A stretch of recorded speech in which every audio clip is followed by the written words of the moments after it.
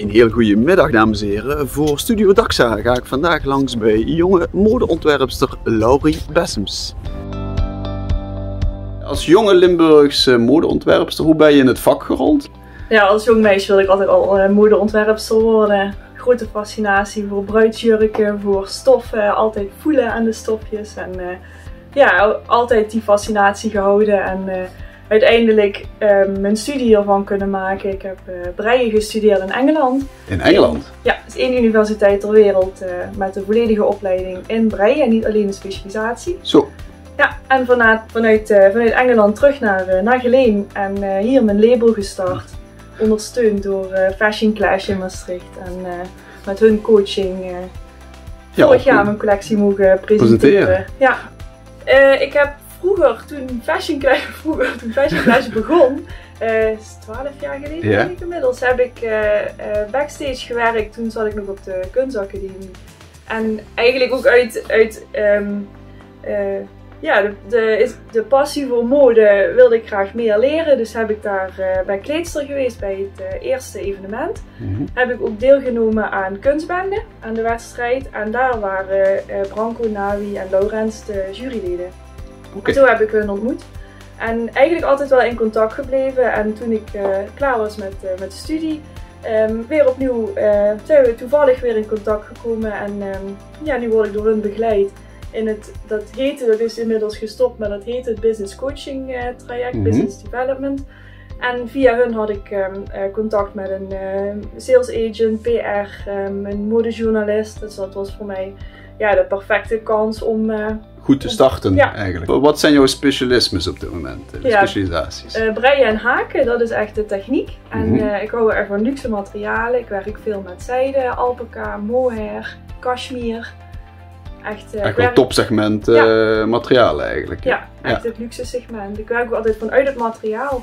Ik ontwerp nooit op papier van tevoren, want je weet nooit hoe het materiaal reageert. Dus je tekent het niet uit of zo? Nee. Dus ik heb vaak een idee in mijn hoofd en dan begin ik te breien en het stofje vertelt me welke vorm het kan worden eigenlijk. Dus echt vanuit het materiaal. Waar haal je dan je inspiratie vandaan? Op wat baseer je of begin je gewoon blindelings aan het materiaal te werken en dan ontstaat er iets? Eigenlijk heel verschillend. Ik haal inspiratie uit de omgeving, uit kleding van anderen, maar ook de natuur bijvoorbeeld. En soms droom ik over een ontwerp en ja, of het komt vanuit het materiaal. Ik begin gewoon, ik denk dat ik een muts ga breien bijvoorbeeld, met wordt toch een sjaal of een omslagdoek. Ja, daar ben ik nooit heel strak in, nooit heel strak van het plannen, maar ik laat het meestal het ontstaan, het ontwerp. In coronatijd ben ik begonnen met de accessoirecollectie. Oké, nou wat houdt die dan in? Ja, dat zijn voornamelijk haarbanden en omslagdoeken. Producten vooral in één maat, dus die ook online goed te verkopen zijn, omdat fysieke winkels zijn gesloten toen. En ja, dat was eigenlijk een hele goede zet, want binnen een paar maanden had ik contact met de Italiaanse Vogue. Zo, kijk eens aan, dat is niet de minste. Yes. Hoe waren die op het spoor gekomen? Of rijden die vaker rond in Geleen? Toevallig niet.